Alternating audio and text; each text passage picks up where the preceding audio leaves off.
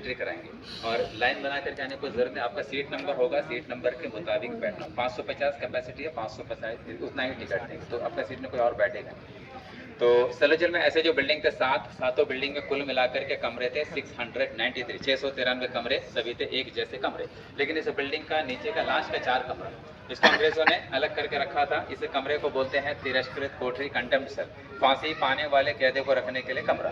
Date fix हो गया, कमरे से बाहर लाते थे, पीछे प्लेटफॉर्म में व्हाइट कलर का ओरिजिनल बिठाते थे, स्नान करवाते थे, रिलीजन के हिसाब से प्रेयर करवाते थे, आखिरी इच्छा पूछा जाता तो उसके बाद उनको फांसी पे चढ़ाते थे। इस जेल में रहने वाले फ्रीडम फाइटर्स के लिए टॉयलेट बाथरूम, अब दिन भर बाहर काम करते थे, हर बिल्डिंग के नीचे ग्राउंड है, कॉमन टॉयलेट बाथरूम का यूज कर सकते थे।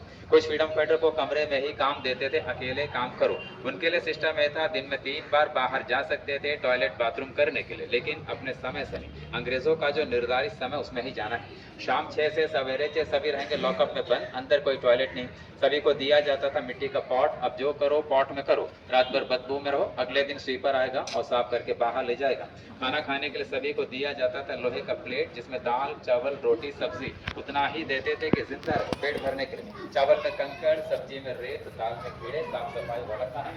पीने का पानी दिन में 2 बार ही दिया जाता था लोहे के बर्तन में, जो साफ नहीं था तो रोटी का कोई इंतजाम नहीं था। अंधेरे में रहते थे, हरिकन लैंप हाथ में लेकर सिक्योरिटी गार्ड घूमता रहता था। सोने के लिए सभी को लकड़ी का बेड दिया जाता था। बेड की चौड़ाई इतना होगा, हाइट इतना होगा, लंबाई करीब 6.5 फीट। एक बेड एक कंबल सभी को दिया जाता था। किलोग्राम के करीब, जो दिन भर में बैल भी नहीं निकाल पाते थे।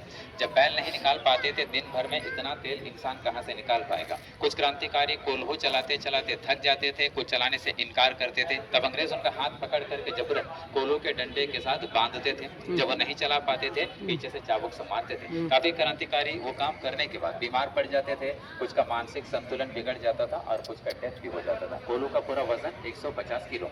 उसके बाद दूसरा काम है नारियल के छिलके कूटना। पहले छिलके को कूटेंगे, छिलका नरम होने के बाद उसे पानी में भिगोते थे, नमी होने के बाद फिर बाहर निकालते थे, फिर कूट कर धूप में सुखाकर एक छोटा सा मशीन उसमें रोल किया जाएगा तो बनेगा रस्सी।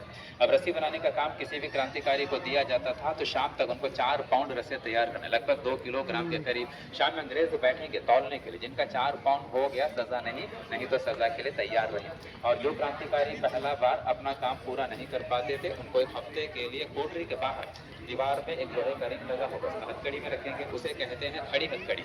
एक दिन में 8 घंटा हथकड़ी में रखने के बाद अगला पनिशमेंट होगा, 2 दिन के लिए बोरे का बना हुआ ड्रेस पहनना होगा। अब वो पहने तो क्या होगा, गर्मी ज्यादा लगेगा, शरीर खुजलाता रहेगा। सारे फ्रीडम फाइटर्स को यूनिफॉर्म मिलता है, जैसे अंदर देखा आप लोगों ने, एक कुर्ता, एक हाफ पैंट और एक व्हाइट कैप। गले में होगा लोहे का रिंग, लोहे